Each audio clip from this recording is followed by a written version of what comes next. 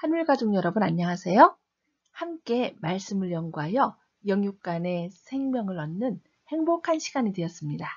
오늘은 제8과 교육과 구원에 관하여 공부하겠습니다. 디모데후서 3장 16절 기억절 함께 읽어볼까요? 시작! 모든 성경은 하나님의 감동으로 된 것으로 교훈과 책망과 바르게 함과 의로 교육하기에 유익하니. 이번 교과를 통해 함께 배울 단어는 구원입니다. 구원은 어려움이나 위험에 빠진 사람을 돕거나 구하여 줌 또는 인류를 고통과 죄악과 죽음에서 구원하는 일을 말합니다. 지금은 한자를 통하여 구원의 구속사적 의미를 살펴보도록 하겠습니다. 구원은 구할 구자와 당길 원자가 합쳐진 단어입니다. 구할 구자는 한일자와 물수자와 점주자가 합쳐져서 구할 구자가 되었습니다. 이것은 맹렬하게 흐르는 죄악의 강물에 빠진 사람이 힘이 다 빠져서 떠내려가는 점같이 보이는 한 사람을 구원해낸다는 뜻이 있습니다. 이것은 아무도 중요하게 여기지 않는 나 같은 사람을 예수님이 구원해 주셨다는 뜻도 포함하고 있습니다. 당길 원자는 손수자와 손톱조자, 한일자, 버두자가 합쳐진 단어로서 도움을 주는 예수님, 하나님의 손이 죄로 인해서 천길 낭떠러지 절벽에 손끝으로 간신히 매달려 죽어가는 한 친구의 손을 잡아 당겨서 안전한 곳으로 끌어올려서 구원해 주었다는 뜻이 있는데요. 나 같은 죄인을 친구로 여겨주시고 구원해 주신 예수님께 감사하는 내용이 포함되어 있습니다. 그런 의미가 있었군요. 감사합니다. 성경은 하나님의 관점에서 인류의 이야기를 들려주는데 그것은 본질적으로 하나님을 알고 그분의 뜻을 이해하라는 일종의 초대입니다. 성경에서 우리는 하나님께서 당신의 백성들을 어떻게 교육시키고 그들을 구속하시려는 당신의 은혜와 계획에 대해 가르치셨는지 봅니다. 참으로 하나님을 알기 위한 배움은 그분의 은혜에 대한 우리의 1차적인 반응입니다.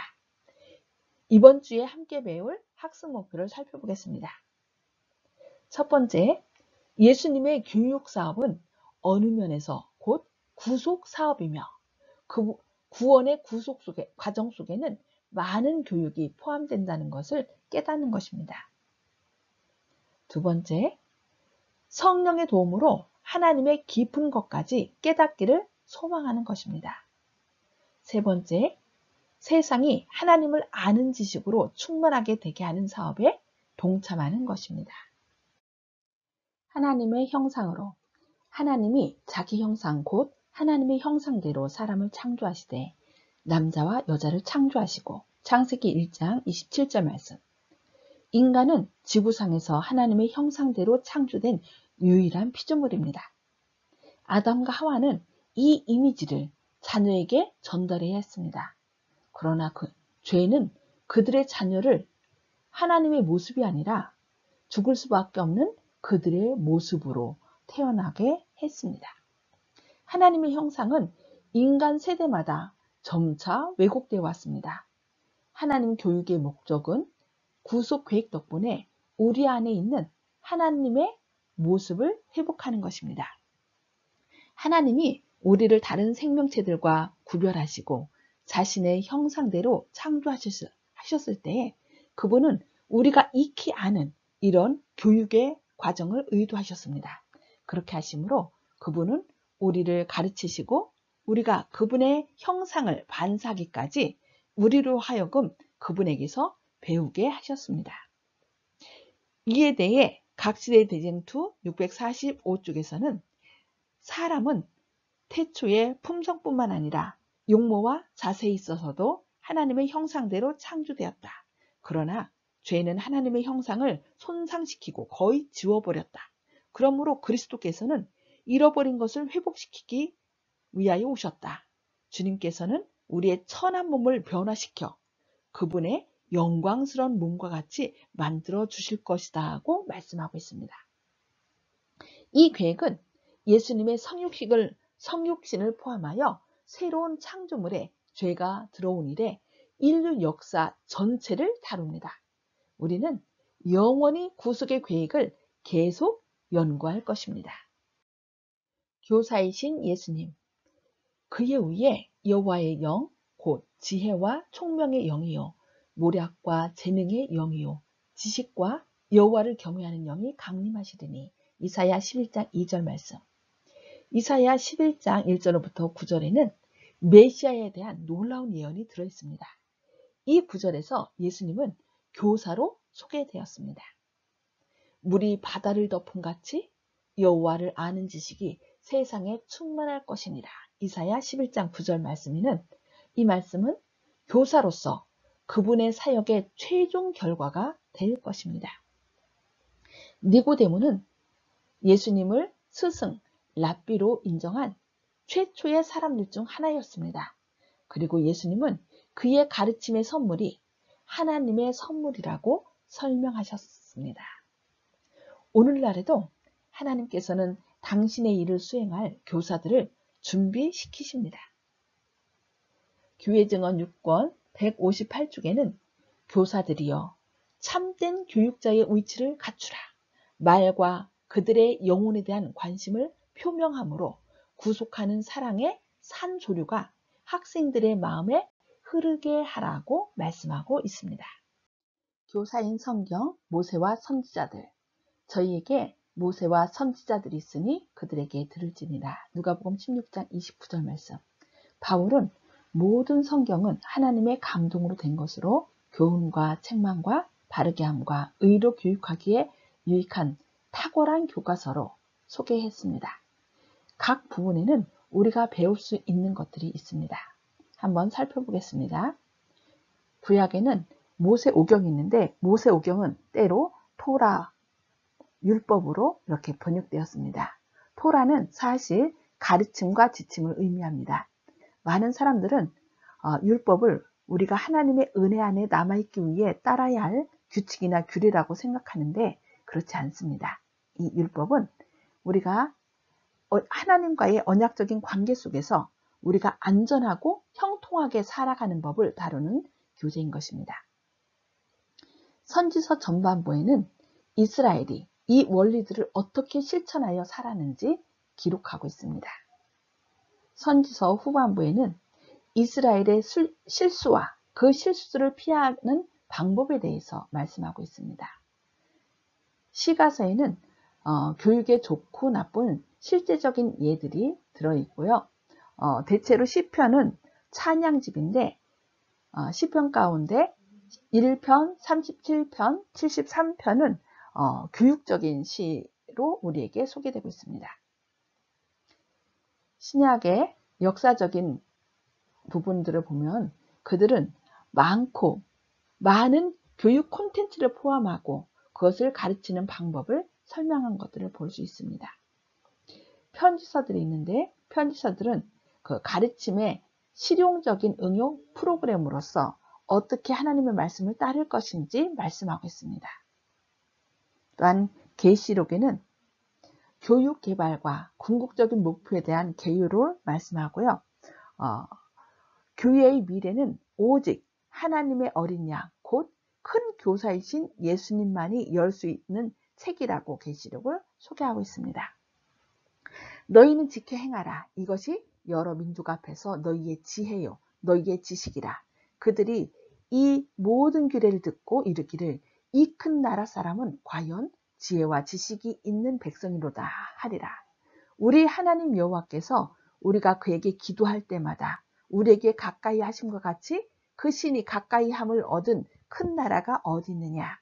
오늘 내가 너희에게 선포하는 이 율법과 같이 그 규례와 법도가 공의로운 큰 나라가 어디 있느냐고 신명기 4장 6절로 8절에 말씀하고 있습니다. 지혜로운 남녀들, 지혜로운 자의 마음은 그 입을 슬기롭게 하고 또 그 입술에 지식을 더하느니라. 잠언 16장 23절 말씀. 성경에는 책임감 있는 방법으로 살았고 다른 사람들을 돕기 위해 노력한 사람들이 많이 있습니다. 그들 중 가장 뛰어난 사람은 솔로몬인데 그는 식물과 동물에 대해 썼고 속담과 노래를 작곡했습니다. 그의 글은 모든 지식을 실천하는 방법을 설명합니다. 지혜는 우리로 하여금 책임감을 가지고 살게 하며 남의 유익을 위해 행동하게 할 뿐 아니라 우리를 불행으로부터 보호하는 데 도움이 됩니다. 예레미야 18장 18절에 따르면 지혜로운 교사의 역할은 제사장이나 선지자들의 역할과 비슷한 것으로 간주됩니다. 세 직분 모두가 하나님의 기별을 그분의 백성에게 전달하는 역할을 하는데 단지 율법의 지침, 교육적인 권면, 하나님께 받은 특별한 기별 등 그 형태가 다를 뿐입니다. 초기 교회에서 이루어진 교육. 예수께서 하늘로 올라가시기 전에 그분은 성령을 보내 그분의 가르침 사업을 계속하겠다고 약속하셨습니다. 보혜사 곧 아버지께서 내 이름으로 보내실 성령, 그가 너희에게 모든 것을 가르치시고 내가 너희에게 말한 모든 것을 생각나게 하시리라. 요한복음 14장 26절 말씀. 그의 교육은 인간의 지혜가 아니라 하나님의 권능에 의존한다고 말씀합니다. 그것은 이 시대의 지혜를 따르지 않고 하나님의 지혜를 가르칩니다. 성령은 우리에게 하나님의 깊은 것들조차도 가르칠 수 있습니다. 성령으로 충만한 신자는 하나님의 생각뿐 아니라 의의 경로를 깨닫는데 필수적인 무한한 지식과 명철에 이를 수 있습니다. 더 깊은 연구를 위해 마태복음 28장 18절로 20절에 있는 대사명은 온 세상에 걸쳐 놀라운 신앙 부흥을 일으켰습니다. 소수의 사도들과 선교사들이 온 세상을 다니며 학생들을 모으고 그들을 제자로 삼으며 예수님을 믿으라고 권하고 그들에게 진리를 베풀며 예수님이 가르치라고 명하신 모든 것을 그들에게 가르쳤습니다.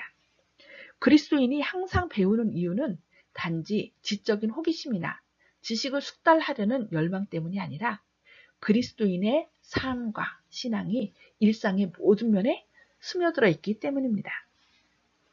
그리스도인들이 배워야 할 것이라 무엇일까요?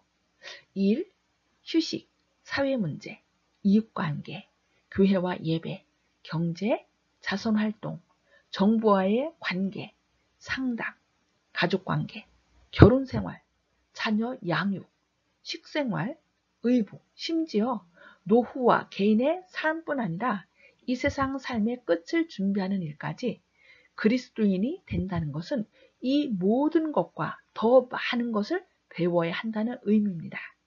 이 모든 것은 저절로 이해되지 않고 다 배워야 알 수 있습니다. 이번 교과의 결론입니다. 예수님이 사람들을 가르치셨던 사역은 곧 인간을 구원하기 위한 구원 사업이었습니다. 예수님은 우리가 성경에서 많은 것을 배우고 성장하면서 하나님의 깊은 것을 이해하기까지 그분의 형상을 닮아가기를 원하십니다. 바른 교육을 통해 하나님의 잃어버린 형상을 회복하셔서 구원받으시는 하늘 가족 되시기를 원하며 교과 공부를 마치도록 하겠습니다. 감사합니다.